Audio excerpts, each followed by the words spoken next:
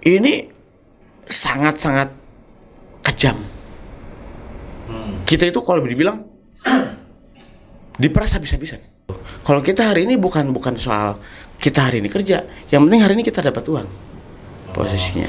Maka biar dapur tetap ngebul, ojek online ini menjadi satu solusi, sedikit solusi lah buat kami teman-teman pengangguran di Kabupaten Karawang. Adanya keadaan yang memang tidak menemui titik, di mana harapan dan keinginan kita tidak menemui titik. Berarti di sini nih temunya titik temu. Ya. Lanjut.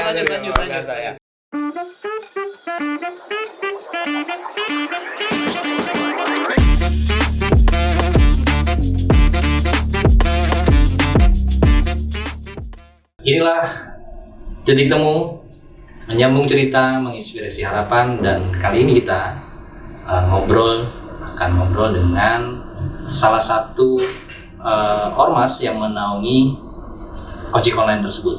Assalamualaikum Kang. Waalaikumsalam. Dengan Kang Guru Yanwar ya.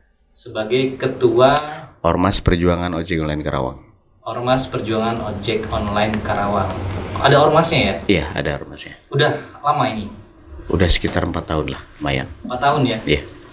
Ormas ini menaungi apa aja nih? Maksudnya di dalamnya ada apa aja nih? Ya, kita khusus untuk R2 saja, kebetulan ya. R2 saja yang memang kalau kita bicara tentang berapa anggota afiliasi dengan POK itu ada sekitar 38 komunitas yang berafiliasi resmi bersama dengan kami. Oh, jadi khusus roda 2 aja? Iya, khusus roda 2 aja. Ini, jaketnya ini? Bukan jaket ini. Oh, ini apa nih? Oh, ini kebetulan Indit, Indonesia Digital Transportasi, yang memang kebetulan kita yang punya. Karawang lokal punya. Karawang Pride Karawang, lah ya. Karawang Pride ya. Karawang yang punya lah. Banggaan Karawang. Jadi memang Karawang ini banyak juga komunitasnya. Selama 4 tahun ini apa aja nih yang udah dilakukan untuk member-member komunitasnya? Atau ya tadi kan namanya Perjuangan Ojek Online Karawang. Apa yang diperjuangkan? Yang paling utama hari ini yang kita perjuangkan adalah perut teman-teman. Ya. Karena hari ini ketika kita perut teman-teman maksudnya perut ya mungkin kalau itu kebutuhan makan teman-teman ya. Karena di Kabupaten Karawang ini kalau kita bicara tentang pekerjaan mungkin agak sedikit bertanya ya, kalau seandainya orang saya ngomong pekerjaan sulit juga kayaknya orang nggak percaya karena banyak perusahaan juga di Karawang. Tapi memang inilah realitanya gitu.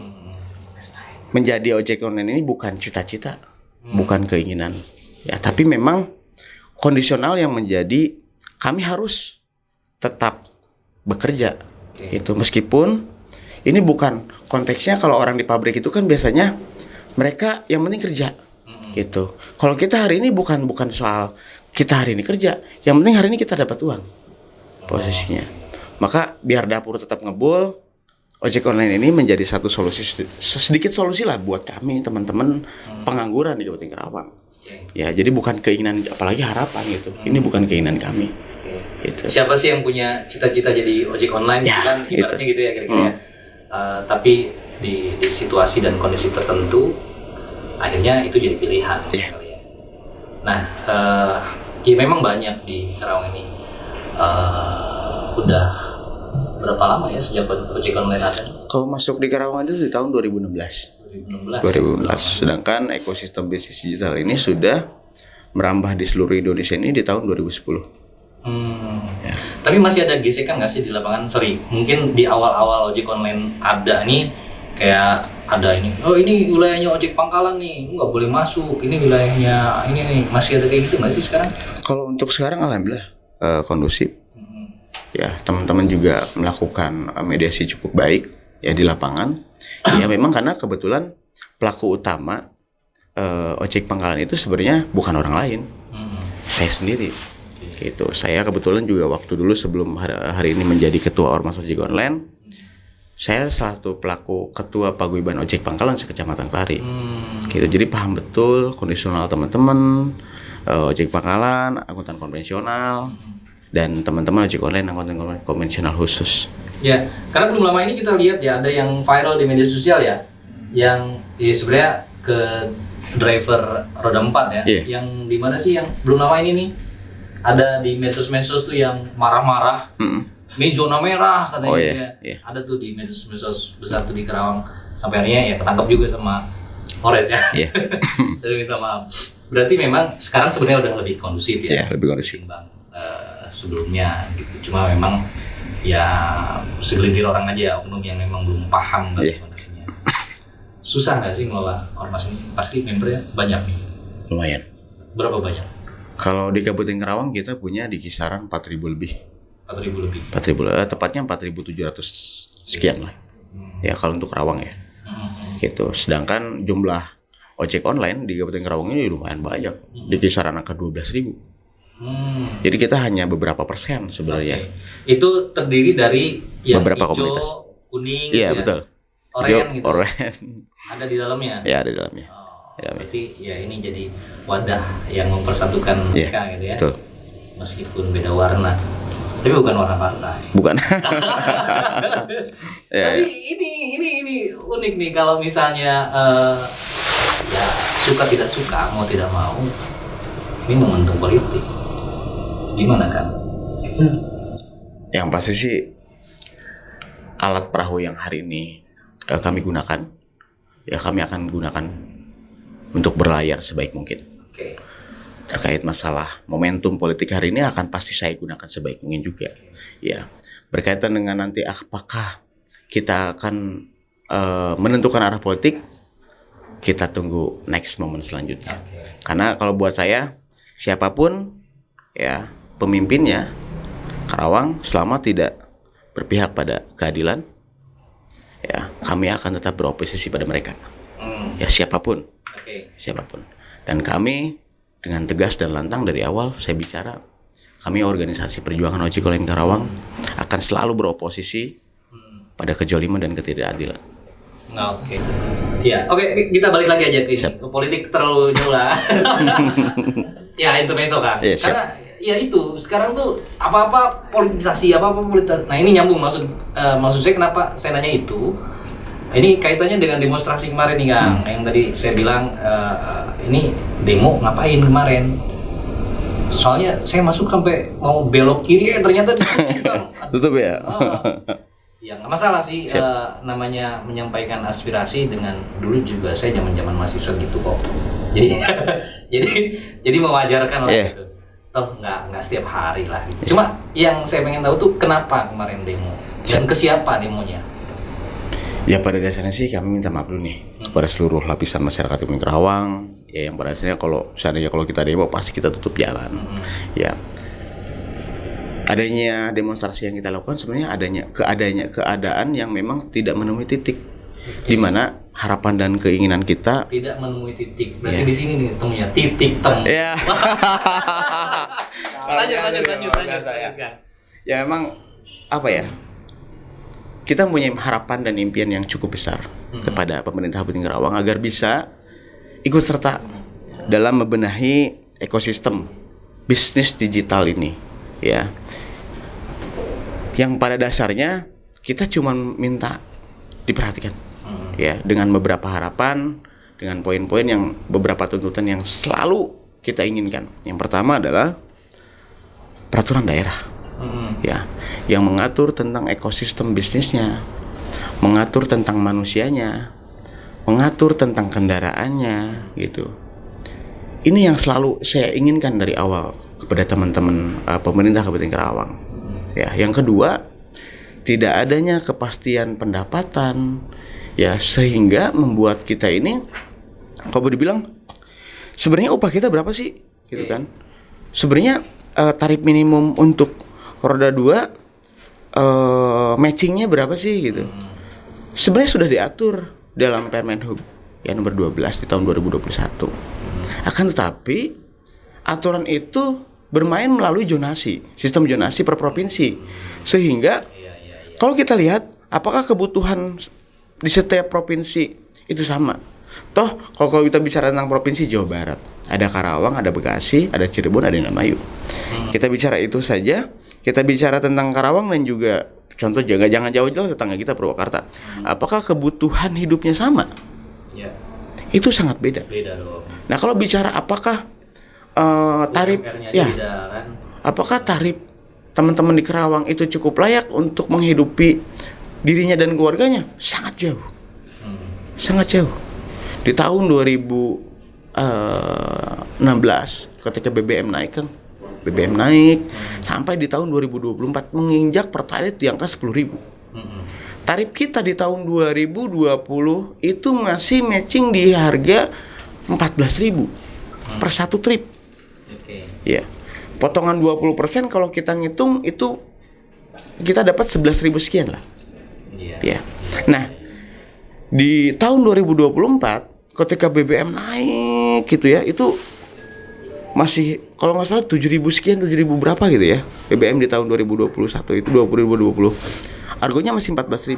Nah, sekarang ketika BBM naik di angka 10.000, tarif kita di Kerawang malah turun. Oh, turun. Jauh, sangat jauh signifikan. Akang bayangin dari 14.000 menjadi angka 8.000. Ada 6.000 rupiah yang seharusnya kami dapatkan, sekarang tidak.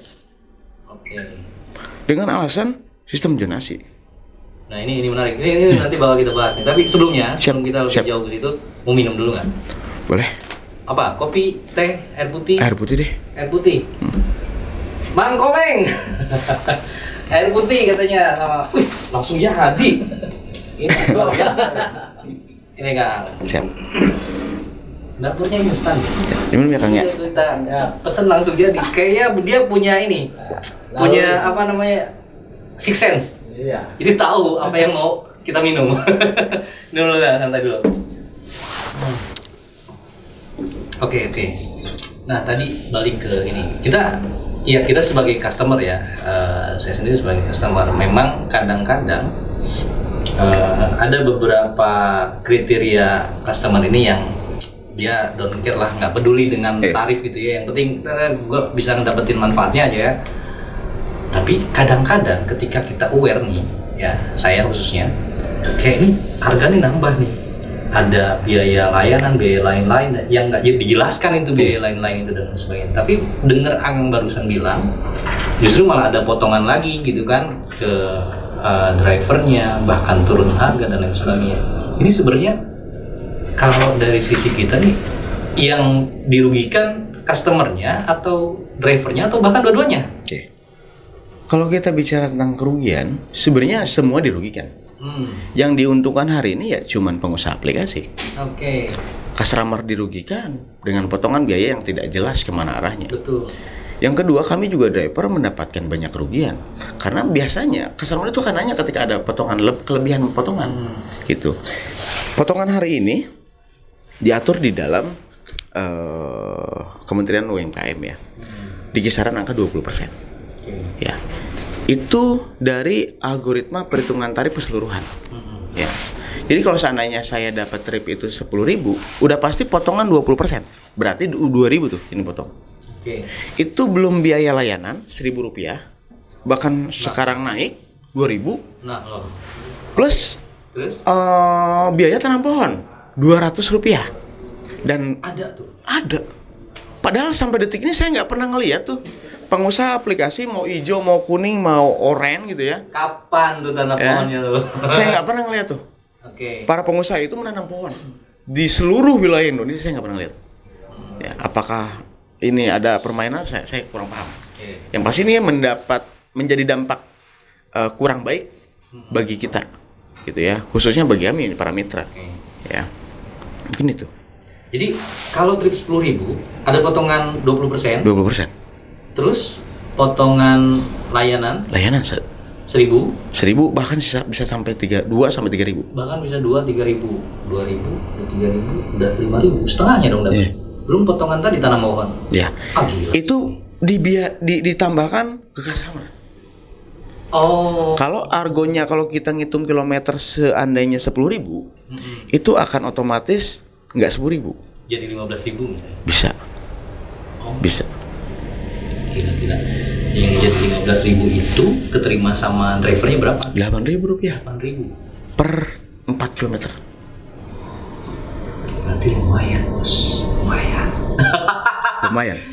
Berarti hilangnya berapa tuh kalau 15.000 keterima sama driver 8.000, hampir setengahnya, Bos. Iya. 7.000 berarti si penyedia aplikasi ini ambilnya. Yang dalam ongkos itu biaya lain. Gue ini nggak ngerti nih sampai sekarang biaya lain-lain itu apa gitu, biaya layanan itu apa gitu. Nah, oke. Ya, itu driver tahu nggak sih biaya lain-lain itu apa? Kebetulan kalau bicara tentang potongan, saya orang yang mungkin di Kabupaten Karawang ini saya satu-satunya orang yang pernah bertemu dengan beberapa presiden aplikasi. Okay. Salah satunya adalah aplikasi hijau ya. Hijau, yang kuning, yang oranye. Saya pernah bertemu langsung dengan ownership-nya langsung. Ketika kami tanya, sebenarnya potongan 20% ini Anda gunakan untuk apa? Gitu kan. Karena tarif yang diberikan pemerintah di dalam Permen Hub nomor 12 tahun 2021 itu sangat jelas. Kebutuhannya ini untuk ini. Ada bensin, biaya operasional kendaraan, dan juga tenaga. Mereka hitung secara terperinci. Nah, ketika saya nanya 20% ini kemana sih sebenarnya larinya? Mereka nggak mau jawab. Mereka jawab ini adalah rahasia perusahaan. Oh, ya mungkin bisa jadi ke maintenance, jadi ke pengembangan aplikasi dan lain-lain. Cuma mungkin ya rahasia perusahaan. Bisa jadi keuntungan perusahaan juga di situ kan? Iya. Bahkan sebenarnya sih kalau kita bicara tentang keuntungan perusahaan diatur dalam undang-undang kemitraan. Perusahaan aplikasi khusus di kemitraan itu boleh memotong potongan itu hanya 15%. Okay. Berarti di tahun 2010 sampai terakhir kemarin adanya judicial review tentang undang-undang kemitraan terkait masalah potongan, mereka melanggar angka 5%. Karena mereka langsung menggunakan angka 20%. Berarti range waktunya berapa tahun tuh mereka melanggar undang-undang kemitraan itu? Ya, tidak ada sanksi pidana, tidak ada sanksi administratif, yang jelas-jelas merugikan rakyat Indonesia, gitu. Khususnya Kabupaten Karawang. Jadi potongan ini tidak pernah mereka rincikan. Padahal di dalam undang-undang kemitraan ketika bicara tentang mitra nih, ketika perusahaan untung, lu untung, gua untung harusnya, gitu. Nggak bicara lu untung, guanya boncos, nggak bisa. Gitu. Coba Akang boleh lihat deh teman-teman, nggak ada satu driver ojek online pun ya ketika dia mengambil satu unit kendaraan bermotor itu pasti utuh nggak? Itu akan menyusut deviasinya. Ya pasti akan menyusut. Kita hitung gini kan, saya ngambil motor di tahun 2020 deh ya. Ambil motor NMAX tahun 2020, saya mau cek tuh. Sekarang 2024. Ketika kemarin saya beli motor 20 juta deh. Ya, motor NMAX 20 juta. Sekarang 2024. Ketika perusahaan untung mendapatkan keuntungan dari kendaraan yang saya gunakan selama 4 tahun, ini tidak berbanding lurus dengan apa yang hari ini aset investasi yang kami miliki. Harusnya ketika lo untung, gua untung. Ini enggak. Coba Kang bayangin, dari harga 20 juta dari tahun 2020 sekarang 2024, coba cek harga jual kendaraan motor saya. Apakah naik atau malah turun? Pasti turun dong. Pasti turun. Kecuali properti. Itu. Properti naik. Artinya kan gini. Sampai detik ini pengusaha aplikasi itu tidak menyediakan apapun selain aplikasi. Aset investasi semua kita yang punya. Dari kendaraan, perpanjang SIM, manusianya, ya, dan lain-lainnya. Kan mitra. Oke, kalau kita bicara tentang mitra, kita bicara seperti Indomaret. Ada layanan antar. Apakah layanan antar itu menggunakan ojek online? Tidak. Dan motornya disediakan oleh Indomaret atau oleh para mitranya? Oleh mereka sendiri. Disediakan oleh Indomaret dong. Ya. Kenapa hari ini ojek online tidak menyediakan unit kendaraannya?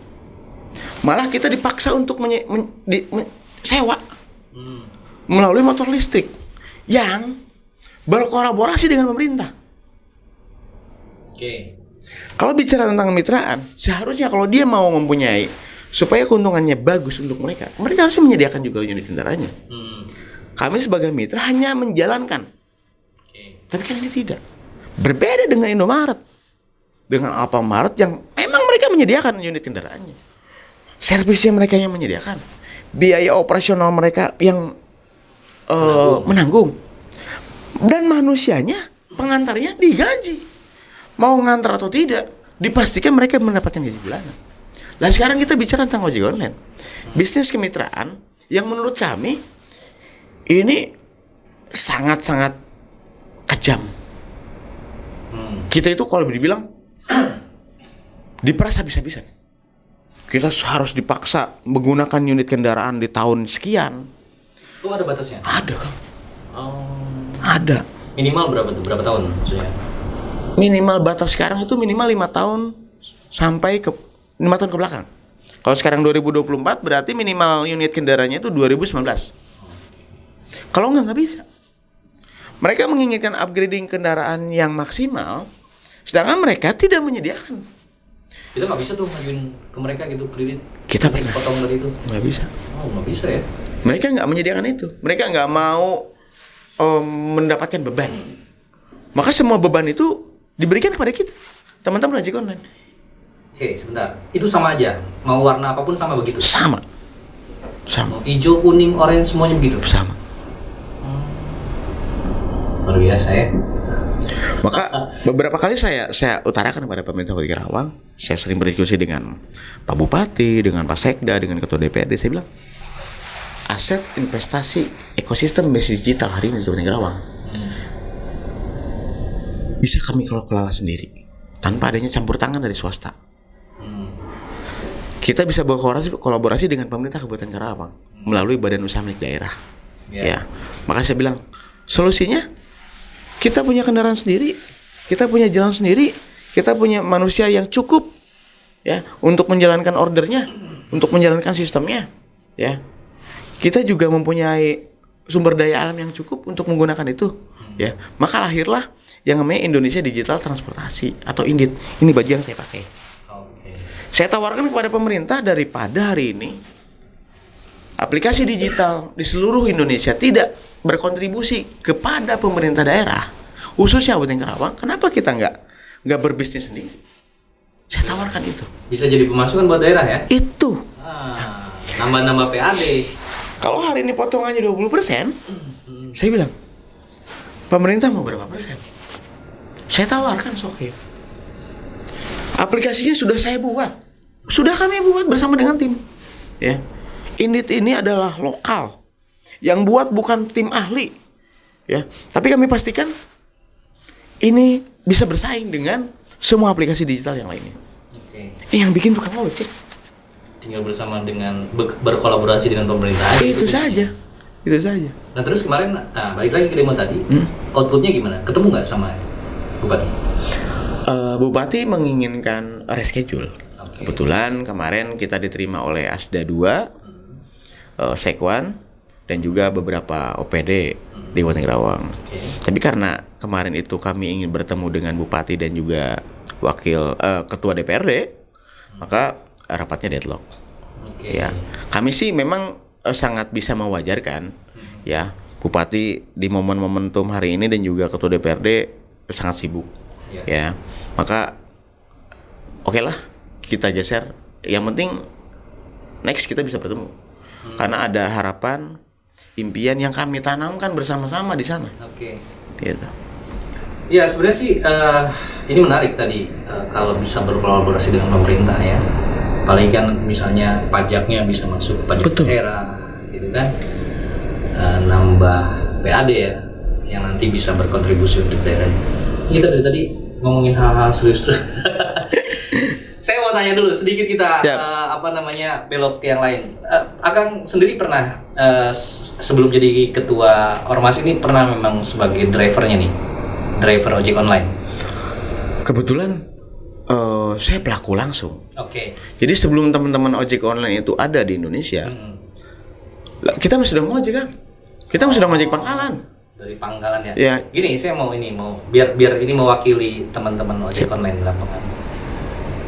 Selain tadi masalah policy kebijakan ya dan lain-lain, susah senangnya jadi ojek online itu apa sih di lapangan? Kayak kadang gini, saya kadang lihat orang tuh tengah malam masih aja gitu nongkrong, bahkan ada yang sampai tiduran di motor nunggu orderan dan lain sebagainya gitu ya.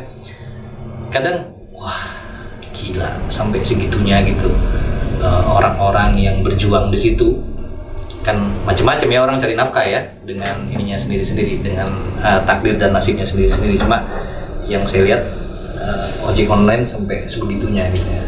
Suka dukanya gimana sih? Jadi kalau kita bicara tentang suka duka ini panjang loh.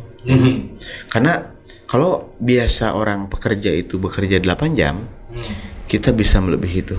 Bahkan bukan bicara tentang 8 jam lagi. Karena nggak ada jam kerja kan. Tuh, pasti di atas 12 jam. Pasti di atas Udah 12 itu kan jam. ngejar trip ya. Ya, ngejar trip.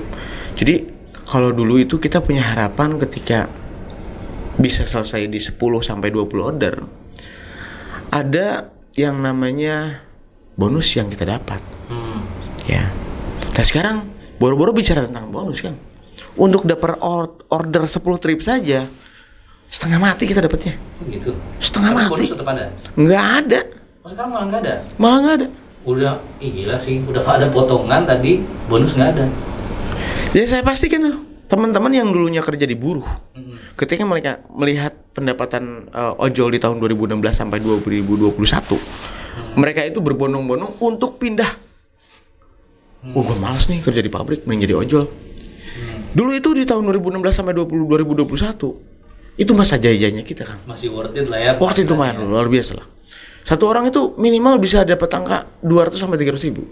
Oke. Ya, karena ada bonus itu, insentif. Nah sekarang jangankan kita bicara tentang 200 sampai 300 ribu, dapat 50 ribu itu udah alhamdulillah, udah bersyukur banget teman-teman. Gitu. Itu kalau misalnya ada range nggak, rating nggak sih kalau misalnya nggak dapat minimal order sekian, dia jadi turun performanya? Nah, sebenarnya sih kalau nggak ngambil order sama sekali dalam 1 bulan ratingnya ya, karena dia memakai kayak grading dia sistemnya, dan penilaian dari aplikasi atau customer itu juga berpengaruh pada rating teman-teman. Ya, ada maksimal itu rating 5 bintang. Ya, bintang 1, 2, 3, 4, 5. Yang paling buruk itu bintang 1. Bahkan bisa berakibat fatal pada pengguna aplikasinya atau para mitranya. Kadang-kadang kan banyak kan orang-orang customer yang usil. Ya. Karena pesanannya tidak sesuai, padahal itu kan pesanan yang dia pesan. Ya, apakah tadinya dipesan tidak pakai sambal, terus pakai sambal, atau tadinya pakai telur nggak pakai telur, itu kan bukan kesalahan dari kita. Kesalahan dari resto yang bekerja sama dengan aplikasinya. Karena order langsung ke resto. Iya, kita nganterin aja. Nah teman-teman tuh yang kena tuh kasih bintang 1 dengan ulasan nggak ada, pesanan nggak sesuai. Pesanan nggak sesuai gitu ya. Bahkan yang paling tega kadang-kadang ketika pesanan sudah sampai di tangan customer, ada aja yang tangan jahil customer. Karena customer itu kadang-kadang di depan muka kita mereka senyum, tapi mereka memainkan perannya melalui tangannya gitu kan. Tangan customer itu luar biasa. Hati-hati tuh, tolonglah ya yang ngasih ulasan-ulasan atau yang ngasih rating-rating gitu ya. Jangan usil, jangan jahil. Kasihan nanti berdampaknya sama karir lah ya. Ini terus bicara, ada ini nggak sih kayak driver ini asuransi, kan ini salah satu pekerjaan beresiko ya di jalan, kan asuransi kecelakaan kah, apakah gitu, itu ada nggak? Sebetulnya ada. Tapi karena kesulitan kita mengklaim asuransi tersebut, jadi cukup banyak teman-teman ketika mengalami kecelakaan di jalanan itu bayar sendiri. Oh gitu. Cukup banyak gitu. Karena ribet banget. Asuransi yang diberikan itu memiliki banyak syarat gitu. Syarat administrasi. Ya, sehingga emang pakai BPJS. Nah, itu yang jadi masalah. Oh, ini berarti pakai asuransi swasta. Asuransi swasta ini, bukan BPJS. Sehingga banyak banget kesulitan yang memang membuat kita nih, khususnya nih ormas bapak yang mengurusi kawan-kawan di lapangan, ini sering ribut dengan pihak rumah sakit, dengan pihak asuransi gitu. Jadi Ya harusnya tugasnya pemerintah hari ini itu hadir, yang memberikan kepastian, jaminan keselamatan dan kesehatan untuk kita. Yang diberikan oleh para pengusaha aplikasi itu hanya jaminan keselamatan. Itu pun sulit banget. Ibaratnya daripada susah-susah udahlah biaya sendiri aja gitu. Iya, begitu. Tapi hanya ini ya, mengcover kecelakaan aja gitu. Kecelakaan Kalau kecelakaan sakit saja. nggak ada. Nggak ada. Nggak pernah ada rekonsiliasi gitu untuk membahas itu, atau udah pernah tapi gagal? Kita kalau dibilang, saya bertemu dengan Kementerian Perhubungan dulu masih zaman Pak Budi Karya Sumadi, ya. Terus bertemu dengan langsung Kementerian Ketenagakerjaan, langsung bahkan kita pernah bertemu dengan Bapak Presiden Joko Widodo, hanya untuk membahas tentang jaminan keselamatan dan kesehatan, ya, dan jaminan kepastian hukum bagi kita para pekerja driver online. Tapi tetap nihil, tidak ada titik temu. Karena selalu debat kusir, dan pengusaha aplikasi itu di depan presiden, di depan kementerian, cuman dia manut. Tapi implementasinya nggak ada. Padahal ini kan bukan perusahaan baru. Bukan perusahaan baru. Mereka berdiri di tahun 2010 di Indonesia. Berarti hampir 1 dekade lebih. 14 tahun. 13, 14 ya. Kalau bicara tentang apakah ini perusahaan dalam masa penjajahan, enggak. Ini mereka lebih dari 3 tahun kok. Harusnya sudah sangat mapan, mereka sudah cukup mantap untuk mengatur regulasi ya, tentang payung hukum, tentang jaminan kesehatan, jaminan keselamatan. Harusnya sudah mantap, mereka memikirkan ke arah sana. Payung hukum maksudnya gimana? Belum jelas payung hukumnya soal driver ojol ini atau gimana sih? Nah, ini yang cukup menarik om. Dari tahun 2010 sampai detik ini, tidak ada satu undang-undang pun di Indonesia, kecuali Kementerian Perhubungan, ya, atau diskresi 3 menteri waktu itu di tahun 2012, ya, mengatur tentang jaminan payung hukum teman-teman. Nggak ada. Jadi lepas saja. Pemerintah Indonesia hanya mengatur tentang tarifnya melalui Permenhub nomor 12. Walaupun itu dilanggar tadi. Meskipun itu dilanggar. Yang harusnya 15% maksimal. Iya. Dipotong 20%. 20%. Sepihak gitu ya. Sepihak. Jadi solusinya nggak ada lagi posisinya. Selain hari ini kita harus perang dengan para aplikasi, para pengusaha aplikator, teman-teman di jalanan berjuang untuk keluarganya hari ini. Melawan mereka nggak bisa melalui aturan. Harus dengan sistem lagi. Nah, terus gini, berarti ini dari semua persoalan yang carut marut tadi ya, sorry kalau agak kasar ya, carut marut lah saya sebut, regulasi, aturan main dan sebagainya. Ini saya dari tadi nyari padanan katanya yang ini nggak nemu. Tapi ya nggak apa-apa, ini pertanyaan aja, jangan tersinggung atau apa. Misalnya begini, saya sebagai masyarakat, terus kenapa mau jadi driver ojol? Apa karena kondisi tadi? Atau karena udah gak ada pilihan, dapur harus gembul? Nah ini kan kenyataan yang kayaknya apa ya? Gimana? Dulu itu kalau boleh dibilang, kalau kita bicara tentang ojek online itu sangat lumayan profit oriented. Dulu ya. Ada di 3-4 tahun sekarang itu memang kalau dibilang ojek online itu bukan pilihan. Dan terus kenapa teman-teman mau?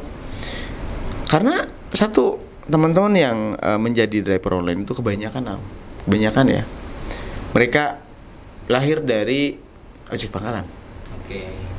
Adapun bukan dari ojek pangkalan, biasanya mereka sudah tidak muda lagi. Ya, jadi kalau kita bicara apakah mereka tidak mau bekerja seperti orang-orang pada umumnya, bekerja di perusahaan gitu ya, sangat mau. Kesempatan itu yang nggak ada. Karena faktor umur tadi. Betul. Ya kan? Karena kan kalau pekerjaan itu hanya di Indonesia ada batasan umur. Kan? Betul. Gitu. Dan ijazah itu juga sama, hanya di Indonesia. Bekerja itu menggunakan ijazah, cuma di Indonesia. Bukan berdasarkan skill ya. Ya, betul. Ya sih, kalau ya memang pada akhirnya kesannya seolah-olah menjadi opsi terakhir gitu ya. Ojol ini ketika memang harus menghidupi keluarga, nyari kerja susah. Walaupun Karawang sebagai salah satu kota industri terbesar di Asia, tapi ya itu kesempatannya itu yang susah, sehingga akhirnya mau tidak mau, suka tidak suka, dapur harus ngebul jadi driver gitu ya, driver ojol. Walaupun dengan segala macam persoalannya tadi. Ya, segala macam problematika lah ya. Tapi memang miris sih kalau misalnya tadi Akang bilang bahwa tidak ada jaminan kayak kesehatan apa yang memang basisnya dari pemerintah, pure swasta yang kalau ngaturnya harus melewati berapa meja gitu ya. Betul. Birokrasinya nggak tahu sulit, nggak tahu dipersulit ya. Nah, ini kan salah satu yang diperjuangkan kan di antaranya. Nah, kalau misalnya pemerintah daerah atau stakeholder di Kabupaten Karawang mendengar atau menyaksikan podcast ini, yang paling krusial yang pengen disampaikan itu apa sih sebenarnya? Yang paling ingin saya sampaikan kepada komponen pemerintah kabupaten hari ini adalah kita teman-teman ojek online tidak meminta pekerjaan, kita nggak minta uang, ya kita nggak minta penghidupan yang cukup layak, ya seperti yang diamanatkan oleh undang-undang. Kami hanya butuh perda dan perbuk yang mengatur tentang ekosistem bisnis kami, mengatur manusianya, mengatur tentang kendaraannya, dan mengatur yang paling penting tentang kesehatan teman-teman. Ya karena itu menjadi sangat krusial bagi kami. Gitu. Cukup dua hal itu saja, ya. Kalau kita bicara apakah pemerintah Kabupaten Karawang tidak cukup jernih berkolaborasi dengan Akang ya sebagai teman-teman ojek online, cukup baik kita berkomunikasi, tapi tidak ada sampai detik ini saya belum mendapatkan class action yang cukup signifikan, mendapatkan apa yang menjadi keinginan teman-teman, apa yang menjadi harapan teman-teman, ya apalagi menyangkut dengan aturan, perda dan juga perbuk. Itu aja. Padahal harusnya ini menjadi sebuah opportunity ya. Betul. Bagi daerah. Ini yang saya tangkap, koreksi kalau salah, bisa menjadi sebuah opportunity bagi daerah ketika ini dimobilisasi oleh pemerintah daerah. Ini bisa jadi tadi saya bilang di awal, tambahan pendapatan daerah. Betul. Ya. Betul. Belum lagi ini menjadi pemberdayaan buat masyarakat kan, artinya lebih terjamin lah gitu ya. Betul. Karena pemerintah daerah punya power melalui otoritasnya gitu kan. Kira-kira gitu nggak sih? Betul, sangat begitu. Opportunity-nya yang bisa kita lihat dari kacamata atau sudut pandang kita begitu kira-kira. Baik, memang seru dan pelik ya. Ini saya juga baru tahu. Selama ini kan kita hanya user ya. Iya, pengguna ya. Pakai awal-awal sih dulu ngelihat tuh nggak ada tambahan biaya apa, oke. Makin ke sini mungkin saya salah satunya yang agak aware gitu. Ada potongan sekarang. Kadang-kadang mikir lagi cancel aja deh udah, mendingan minta jemput teman gitu. Kalau lagi pas nggak bawa kendaraan sendiri atau misalnya pesan makanan nih, ini malah jadi gede biayanya gitu kan. Ya udahlah kita makan di luar aja yang lain gitu. Ini kan jadi berpengaruh juga. Sehingga itu tadi yang bikin orderan sepi kali ya. Betul. Ya kan? Karena ada dampak dari tarif itu ya. Penambahan tarif secara sepihak, bahkan pemotongan tarif secara sepihak bagi driver. Ini luar biasa. Ya, dari semua yang saya dengar, akhirnya sedikit banyak saya terbuka soal kehidupan driver ojol. Mudah-mudahan para driver selalu diberikan kesehatan, Amin. Kekuatan di sana dalam memperjuangkan harapannya, terutama yang paling penting adalah tetap memperjuangkan keluarganya. Ya, di tengah kehidupan yang makin sulit, tapi tetap masih mau bertahan dengan profesinya sebagai driver ojol yang tadi kita ngobrolin lumayan ini juga ya, miris juga nasibnya, karena tidak adanya jaminan kesehatan, jaminan keselamatan kerja pun ada, tapi ribet ngurusnya. Ribet banget. Jadi respect buat semua driver ojol. Mudah-mudahan apa yang dicita-citakan bisa terwujud. Mudah-mudahan nanti bisa lebih lanjut berkomunikasi dengan Siap. pemerintah daerah seperti Amin, yang amin, ya Allah. kemarin waktu demonstrasi nggak ketemu langsung ya dengan Pak Bupati. Mudah-mudahan di waktu dan kesempatan yang lain bisa disampaikan aspirasinya. Terima kasih Kang waktunya. Siap. Luar biasa sekali, ini jadi informasi buat kita. Mudah-mudahan ini menjadi manfaat buat yang menyaksikan Amin. Amin. dan yang mendengar informasi-informasi dari kita. Terima kasih waktunya. Siap. Sehat-sehat selalu. Sehat selalu, Sampaikan Kang. salam saya sama teman-teman Siap. driver ojol di luar sana. Terima kasih telah menyaksikan Titik Temu, menyambung cerita, menginspirasi harapan.